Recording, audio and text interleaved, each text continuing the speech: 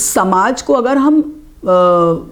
आर्थिक दृष्टि से देखें तो जो तीन या आर्थिक और सामाजिक रूप से देखें तो तीन जो अलग अलग वर्ग हैं, निम्न वर्ग, मध्यम वर्ग और उच्च वर्ग, उन तीनों में ही इस जो स्त्री और पुरुष के बीच का वो अलग अलग तरीके से डील होता है। देखिए क्या होता था कि जो हमारे यहाँ बिल्कुल जिसे हम निम्न आय वर्ग कहते थे, या जो गरीब लोग थे, या जो सामाजिक रूप से थोड़ा निम्न आय वर्ग के लोग थे, उनके यहाँ समस्या ये थी कि उनके यहाँ आमदनी के साधन कम थे। तो चूंकि उनके यहाँ जितने हाथ होते थे वो सब अपने अपने तरीके से काम करने की कोशिश करते थे, सब कुछ करते थे। तो मुझे लगता है कि उनके यहाँ ये सब इतना ज़्यादा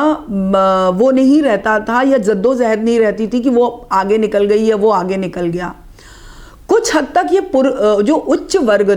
उच्च वर्ग है उसमें भी नहीं रहता था कि उनके यहाँ भी कुछ कई मामलों में अगर ट्रेडिशनल समाजों को छोड़ दिया जाए तो जैसे बंगाल हुआ, तमिलनाडु हुआ, यहाँ पे महिलाओं को शिक्षा की दृष्टि से लगातार आगे बढ़ाया जाता था। अपेक्षाकृत जो उत्तर भारतीय कुछ राज्य थे जिसमें उत्तर प्रदेश हो गया, मध्य प्रदेश हो गया, आपका जो हिंदी पट्टी जिसे बोलते थे राजस्थान हो गया,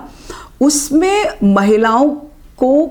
एक सीमा के अंदर रखा जाता था। मैं उसके लिए सिर्फ सामाजिक वो नहीं देती हूँ कि किसी सोच के पीछे था। हमें जब भी समाज में कोई परंपरा या कोई माहौल या कोई एक वो चीज़ बनती है, हमें उसको ना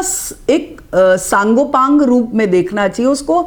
हर तरीके से उसका विश्लेषण करना चाहिए। क्या होता था कि हमारे जो उत्तर भारत है वो सबसे ज़्यादा बाहरी हमलों से आक्रांत रहा है, और जब भी कोई बाहरी हमले होते थे, कोई लुटेरा आता है तो वो सबसे पहले आपकी सबसे कमज़ोर चीज़ पर हमला करने की कोशिश करता है। और ये माना जाता था कि किसी भी समाज में जो महिला होती है वो थोड़ा एक उसको प्रोटेक्ट किया जाता है, उसको एक वनरेबल समझा जाता है, तो लोग महिलाओं को इसलिए बहुत ज़्यादा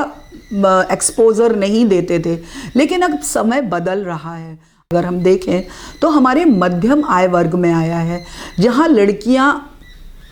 कहीं ना कहीं उनके अंदर आगे बढ़ने की चाह है। वो खुद को कल्पना चावला, ऐश्वर्या राय, अवनी चतुर्वेदी जैसे लोगों में अपना रोल मॉडल ढूंढ